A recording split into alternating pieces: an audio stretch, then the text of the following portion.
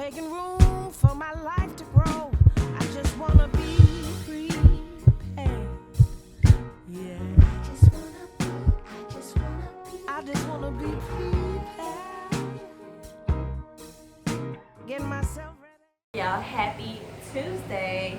I'm finally back with another video, and yeah, so let's get right to it and why I've been gone for so long. So first of all, I actually originally filmed this video 3 weeks ago, and I just didn't like the way I looked. It just didn't do it for me, and I was trying to get it, or trying to refilm it later on in that week, but then class hit, work hit, and you guys will see why I named this video what I named it, because life literally just hit me, and I just have to trust the process. So let's get right to it. You already know I have a list of what we're going to talk about. So first of all, my camera is still broke. Sorry, y'all. My camera is still broke, so I ended up buying a tripod and a selfie stick because I saw how Shameless Maya took the selfie stick thing and then put it on a tripod, and that's how you filmed. But the selfie stick I have, I should never bought it for $3. That's what happened. And so I'm kind of like bootlegging filming right now. I still have the tripod, but I balanced my phone on top of it so that you guys can, yeah.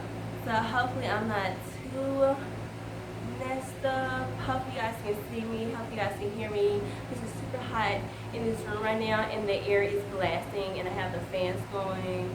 So hopefully you guys can hear me. So yeah, like I said, it's so much to update you guys about. I started classes about 2 weeks ago, well 3 weeks ago now, and that Monday I arrived at one of my first classes, found out it was canceled. Yes, the class got canceled. I did not receive an email, and so I then spent the rest of the week trying to get in this one class, this pharmacology class. The teacher wanted me to take the graduate level, but I couldn't get in that level, so I had to do undergrad level, which is fine. I'm not complaining. And then the school tried to charge me for adding a class and dropping another class because they was trying to overcharge me for it. It was just a hot mess express, and it just made me appreciate my undergrad more. Like on this video, just bear with me.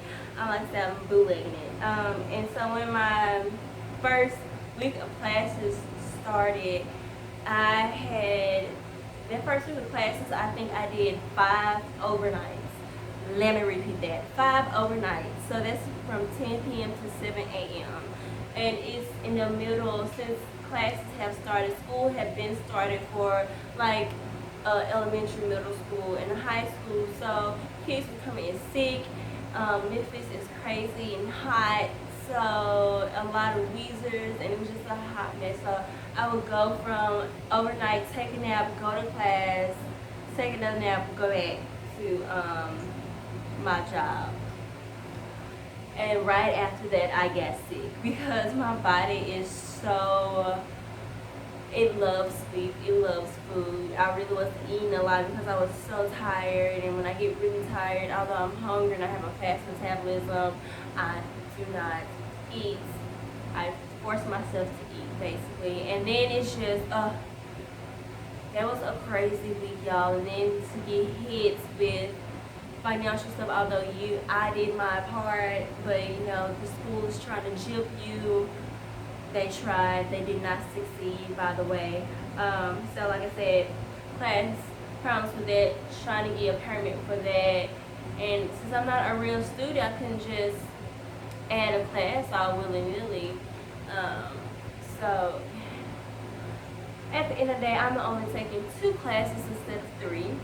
I dropped my organic medicinal class. The immunology class got canceled, so now I'm only taking micro. And cellular and molecular pharmacology, which I'm actually pretty much loving in class. So in the previous video I had originally filmed, I talked about feelings of discouragement, not feelings of failure, but of discouragement, because I was taking practice tests with the MCAT and my score was fluctuating constantly. Like I said, I wasn't getting sleep, I didn't really have the time to study. So when I did take those tests, I felt overwhelmed, and then I took a next step diagnostic test. Honey, let me tell you something. I did not even understand the passage. I was like, what is we talking about? What is we talking about? I was just feeling really discouraged, but I knew that I could get to my score, because when I was taking like sectional tests, like through next step, like their books have time test sections, I was getting the scores that I wanted, especially in biochem and in my card section. I don't know if I told you guys that I went on and purchased MCAT cards the next step, and I was easily in a 127 range. I really was trying to work to a 128, and for me, a lot of times towards the end of the MCAT studying, for me, it was just endurance. That was my problem as far as cards. It were certain passages I would get all of them correct, but that last passage I would get 6 incorrect out of the 7. Boom, there go your score. So it was just, I really had big feelings of encouragement, but I continued to push myself. And by this time, I still had not paid for the MCAT because of financial reasons. I have been super transparent with you guys about my financial situation. It's not the best. But I am blessed to be where I am, to even have a job, to even be able to pay my bills, okay? It was like, finally had the money. By the way, it's Tuesday, September 6th, am I not mistaken? And so the MCAT is this weekend, and last week I finally came up with the money. One of my family members helped me out, and I went on the site to sign up for the MCAT, and there were no spots available in Tennessee. Mind you, Tennessee has 5 testing sites. No, there weren't any seats available for Friday nor Saturday. Arkansas was booked. Kentucky and Mississippi do not have testing sites.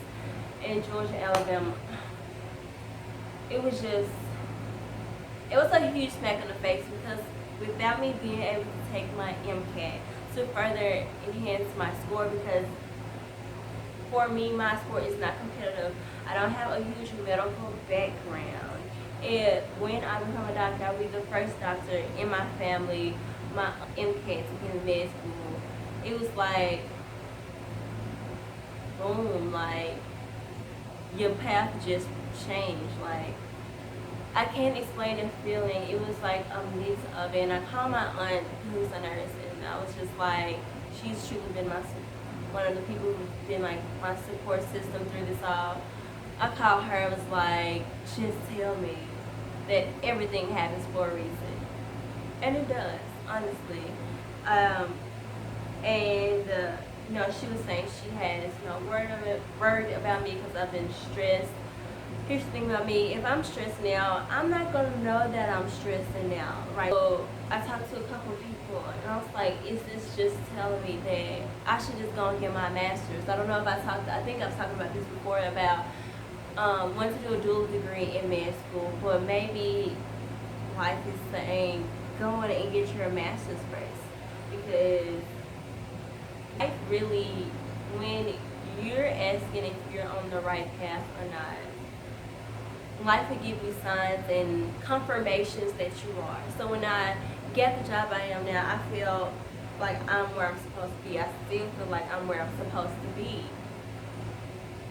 And then when that happened with the MCAT, and then I realized earlier this year, I was like looking at master's programs for like no reason, but it was a reason. Maybe signs, the universe is giving me signs that wait for you to do first. And that just comes back with trusting the process. And literally I had another confirmation that not yet, because one of the doctors that one of the fellows I've been working with, and with the other doctors, she came to me the other day. She said, "Are you still taking your MCAT?" I was like, "No." I told her what happened. She was like, everything happens for a reason because da da da da da. She was basically telling me that I would probably have been wasting my money because of the influx of people coming in trying to do DO, and how their classes are set up, and it was just like confirmation that not yet. Not that it's not meant to be, but not yet. And that's why I have to remember. So no, I am not applying to med school this round. I know you guys are like, what about just taking the MCAT in January or February and applying? That would give me a whole another year off of being restless, and I don't like that. Because my mind is like, I wish I would have known this was gonna happen, or if I knew what I knew,